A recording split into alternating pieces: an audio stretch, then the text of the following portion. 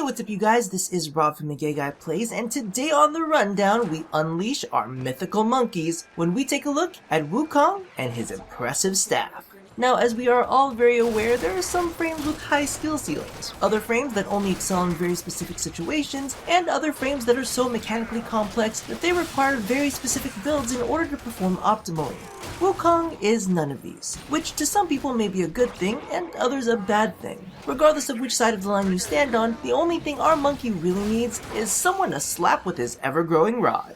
Now, you can pick up Wukong's blueprints in the Tenno Lab of your clan dojo after you've completed the appropriate research. Just be aware that research will require a new resource called Nitane Extract, which is only available randomly through in-game alerts. However, if you feel compelled to defy RNGesus and all of his wicked ways, you can pick him up in the market pre-built along with a catalyst and Warframe slot for 275 plat. Now, statistically, Wukong is on the lighter end of the brawler spectrum. He's got a little bump in shields and a substantial amount of armor. However, his health is fairly standard. That aside, combined with the rest of his kit, he does do quite well in close combat, utilizing a very interesting mix of tactics to keep him riding that pole for as long as possible. In that same vein, Wukong's passive is an extended duration on his combo meter, allowing him to hold on to his melee damage multipliers just a little bit longer, making him one powerful monkey on a rampage. Now, let's get to admiring that pole of his. Wukong's first ability is Iron Jab. He unleashes the full length of his rod, knocking down anything in its path. Now, the interesting thing to note about this ability is the fact that it's not a traditional targeted ability. It centers itself around your reticule, extending forward a set distance of 10 meters, dealing damage that scales off of the mods equipped on your melee weapon.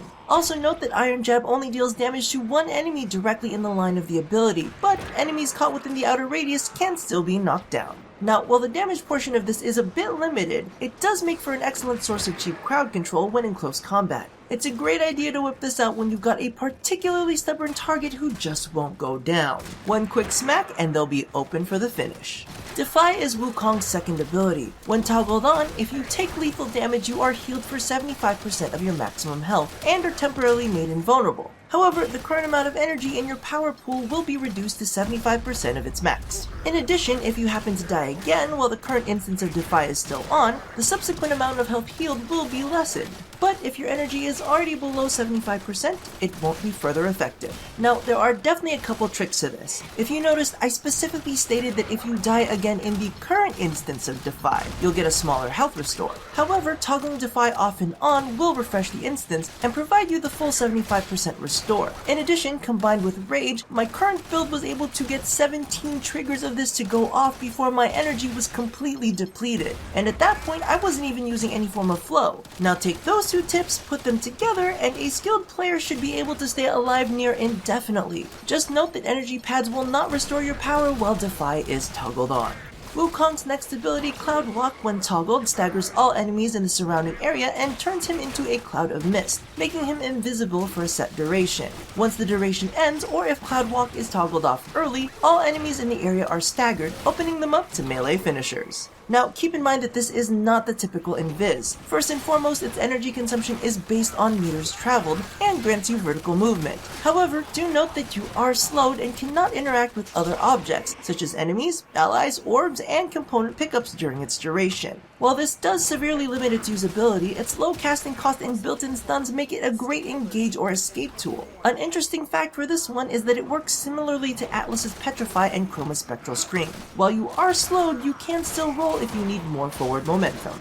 Now, Wukong's final ability is Primal Fury. When toggled on, he pulls out his bow, granting him unique combos and causing his mythical rod to grow in size with each subsequent strike.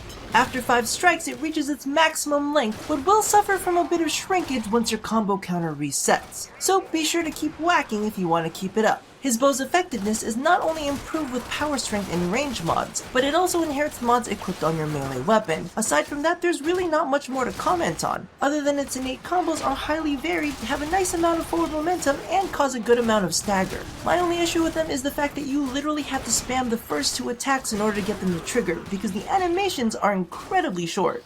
So all in all, I have to say that while Wukong is a fairly simple frame, he definitely has a bit of nuance for players to master. With a combination of Defy and Cloud Walk, Wukong should have very little trouble staying alive, whether it be through evasion or just plain invulnerability. And while I don't expect Primal Fury to be the biggest damage dealer out there, combined with the potential finishers that the rest of his kit enable him to trigger, a single thrust of his growing rod will still prove to be quite devastating. I think that the only issue that I have with him is the fact that he doesn't have much to contribute to a group. While Defy can keep him alive long enough to toss out a few reses, the fact that enemies will be pelting the area with projectiles while he's doing it may not make it the safest place to pop up. In addition, while Cloudwalk does provide a bit of CC, an extended range build only maxes out the stagger at a little under 19 meters, and effectively takes him out of battle until he decides to drop back down, which to be completely honest is a bit finicky for a stagger, not to mention the fact that he'll have to mod around the negative power strength from overextended. Regardless, it is undeniable that Wukong is definitely a good bit of fun, especially for players who prefer to act independently, whether solo or in a group. And let's face it, it's a monkey, and a staff that gets longer the more you play with it. That's literally 2 dick references and at least 1 erection joke all wrapped up into a single Warframe. Seriously, with a rod that size,